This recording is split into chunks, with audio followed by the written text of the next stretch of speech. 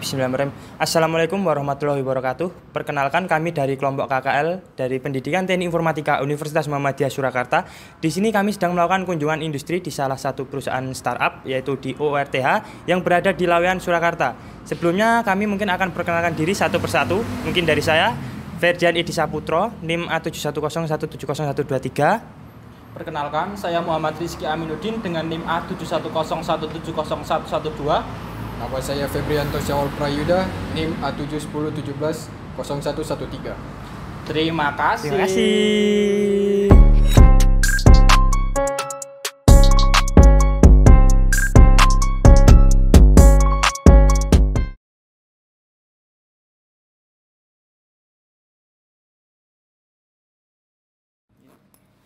Bismillahirrahmanirrahim.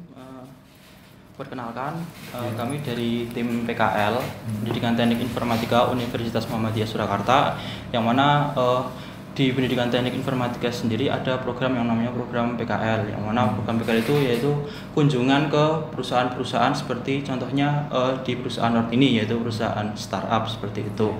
Nah, jadi nanti di sini kita akan mengulas mengenai perusahaan ini dan menggali informasi seputar daripada informatikanya seperti itu, Pak. Iya. Oke. Sebelumnya buat perkenalan dulu, Pak. Iya. Di sini kami kan ada dua kelompok sebenarnya. Jadi bagi ringan langsung di sini kami mau menggali informasinya itu seputar OORTH juga. Terus di sini tuh kira-kira ada berapa orang krunya, terus kira-kira ada dibagi apa aja. Misalkan perusahaan kan biasa ada namanya, ada back end-nya, ada front end-nya, ada UI UX-nya. Terus kalau misalnya di sini, Pak, OORTH itu biasanya udah berdiri dari kapan, Pak? Oke. Kita mulai dulu ya. Bismillah. Assalamualaikum warahmatullahi wabarakatuh. Waalaikumsalam. Mungkin perkenalkan, saya Dani Ardiansyah. Saya sebagai CIO ya, atau merangkap COO, Chief Information Officer dan Chief Operation Officer. Kalau di bahasa Indonesia, Direktur Operasional di sini. Jadi saya membawai di divisi lega, HR, ARD, ya, kemudian infrastruktur, kemudian dari General Affairs, gitu ya. Kemudian kami perusahaan startup di Kota Solo, ya, dengan nama PT Skenosoft Portal Prima. Ya. PT Skenosoft Portal Prima itu memiliki produk namanya OORTH, dan kami memiliki beberapa produk yang lain seperti digital services dan Kuiper, ya. Nanti bisa dibuka websitenya www.skenosoft.com, ya. Sedangkan OORT itu sendiri adalah produk startup kami. Nah, apa itu OORT? Gitu. OORT adalah platform komunitas. Jadi kami menghubungkan banyak stakeholder. Di antaranya adalah perusahaan-perusahaan atau instansi bisnis yang memang membutuhkan publikasi yang masif dan menggait komunitas untuk melancarkan campaign-campaign mereka. Makanya kami menghubungkan atau matchmakingkan antara komunitas dan perusahaan-perusahaan bisnis seperti itu. Jadi di divisi production itu sendiri itu terdiri dari banyak posisi, ya. Ada programmer, kemudian ada quality control atau quality assurance, ada juga DevOps, development operation atau infrastruktur, ya kan? Dan OORT itu dibangun dari 3 platform, ya. Dari Android itu sendiri, kemudian iOS dan website. Ya. Memiliki layer-layer, ya, position. Jadi kayak ada tadi front end, itu front end web sama front end untuk mobile itu tersendiri. Kemudian back end itu juga tersendiri, back end untuk web. Kemudian merangkap juga di middleware. Middleware itu adalah yang megang untuk asinkronusnya di Node.js-nya. Jadi kami memiliki 3 layer utama ya. Ada front end, Android apps, kemudian iOS apps sama website. Kemudian di middleware itu pakai Node.js. Kemudian di backend itu pakai PHP, ya kan? Sama Vue lah. Sekarang baru migrasi Vue. Kemudian database-nya kita pakai MySQL biasa sama Mongo. Kemudian infrastruktur kami sudah menggunakan AWS, ya kan?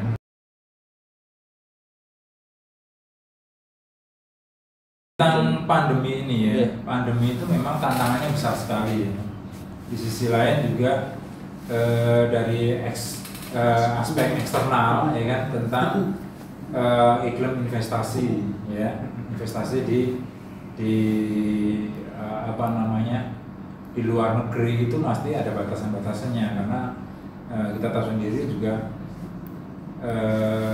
dengan masa-masa pandemi ini itu batasan-batasan penerbangan untuk luar negeri itu kan dibatasi mesti akan berpengaruh tentunya.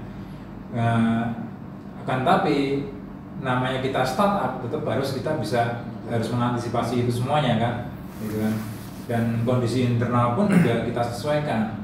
Kami nggak melakukan full time to office, tapi kami melakukan work from home ya, work from home.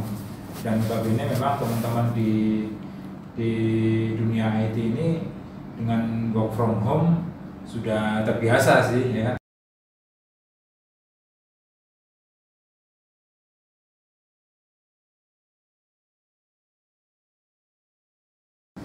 Ini pertanyaan bagus ya, masalah kualifikasi ya, kualifikasi sama tergantung kebutuhan mas, ya tergantung kebutuhan. Ketika kami dikejar sebuah backlog item yang memang harus cepat selesai, kami membutuhkan sebuah talent yang memang sudah mumpuni dari sisi kualifikasi, skillnya sama knowledge-nya. Dari background-backgroundnya sih kita nggak begitu memperhatikan itu, tapi yang pasti skill. Ketika kami melakukan pengujian, itu kan ada beberapa tahap pengujian tuh mas. Nah, entah itu dari sisi administratifnya dulu, kemudian dari sisi skillsnya, dari sisi knowledge-nya, ya kan, dari sisi sikap-sikapnya, kemampuan dia berakselerasi nanti dinilai semuanya. Kami punya tools piranti untuk menganalisa itu semuanya ya, termasuk dari sisi psikologisnya. Dan ketika semuanya ujian nanti masuk, ya udah masuk gitu kan.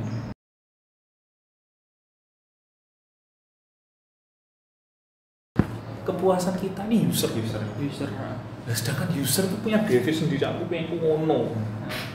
Mungkin mas sama mas menggunakan aplikasi yang sama, tapi core-nya di dalamnya yang klik itu pasti berbeda-beda juga. Contoh apa? Mungkin Facebook dengan banyak fiturnya. Mas mungkin suka postingnya, tapi mas suka marketplace-nya, bisa jadi. Dari situ pun itu dari segi fitur enak, dari segi tampilan. Aku rasa seneng ngomong ini ya. Itu yang kita riset.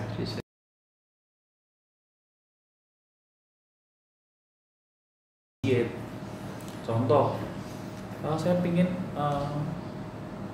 margin bulan depan, omset atau pendapatan atau pemasukan itu 1 miliar per bulan. Yuk diskusi. Inisiat, kamu bisa ngomong bisnis, bisa ngomong. Oke, siap, miliar ya. Berarti saya potensinya ini. Berarti saya membutuhkan fitur ini harus punya seperti ini. Jadi nanti di breakdown lagi fitur ini harus gini-gini lah. Nanti saya akan nge-ads, contoh saya bikin promo untuk memasukkan bla bla bla bisnis. Gimana development? Saya bisa melakukan itu. Mungkin untuk bisa melakukan itu kecepatannya harus sekian. Saya harus migrate teknologi dulu, saya harus naikkan server dan sekian lah kayak gitu. Oke, clear, masuk. Nah, itu yang kita lakukan. SDLC dari segi agile-nya, gampangnya seperti itu. Beda dengan waterfall benar-benar top down ya, top down, tapi kita bottom up. Ya kita inisiatif, isu lah 1 miliar, kita sompangan kita butuh 1 miliar. Oh ngawur bisa sih teman-teman nih, ngawur, yura iso 1 juta nah gini gitu. Tapi nih jadi waterfall, raiso aku karepmu gini gitu. Tak karepmu, yang penting kayak gitu.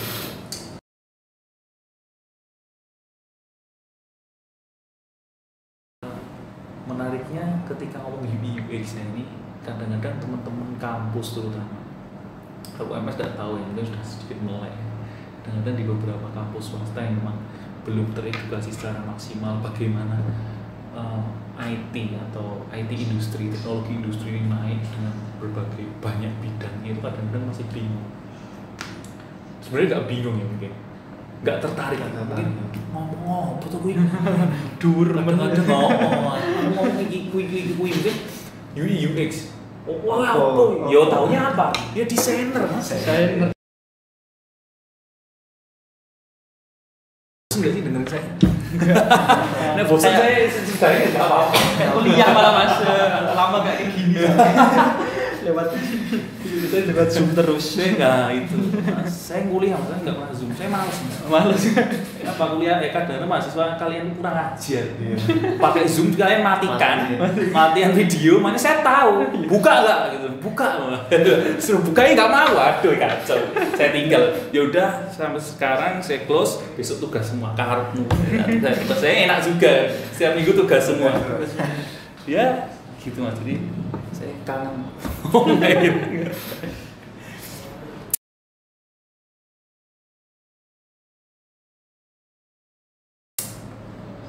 UX ya, UI.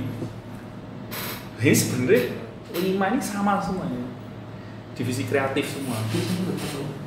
Orang desain semua. Tapi akhirnya beda-beda semua.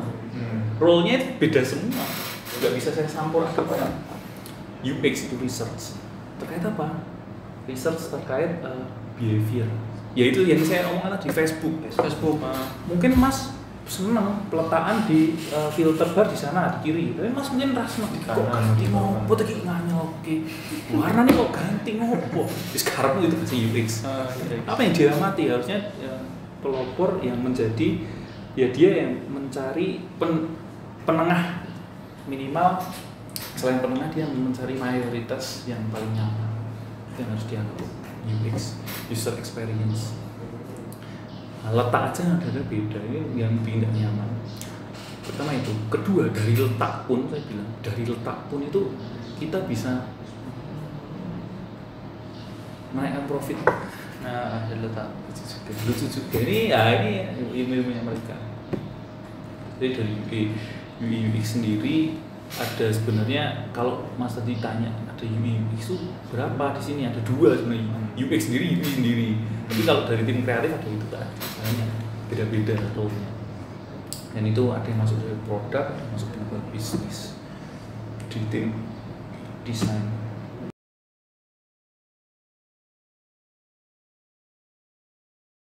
Lah, sebenarnya bisa bayangkan nggak? Semakin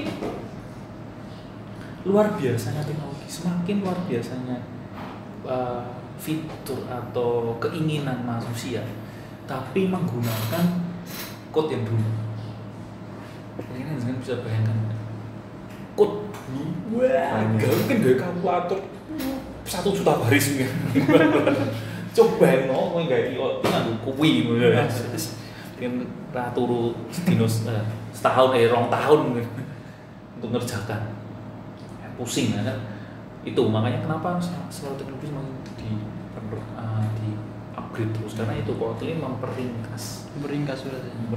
Jadi ada beberapa apa ya variabel function yang awalnya saya harus include ini, dia tinggal panggil 1 kali terus itu harus dipanggil.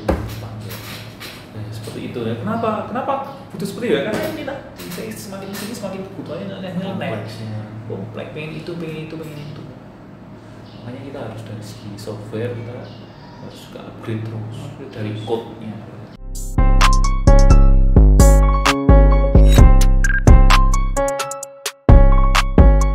Jadi, kesimpulan pada PKL di OUT ini yaitu OUT itu sendiri merupakan produk dari PT Skemasoft Portal Prima. OUT tersebut menghubungkan komunitas-komunitas atau stakeholder yang membutuhkan publikasi yang masif untuk melancarkan campaign-campaign mereka. Dalam perusahaan startup juga terdapat banyak posisi divisi production, yaitu programmer, quality control, developer operation, atau infrastruktur.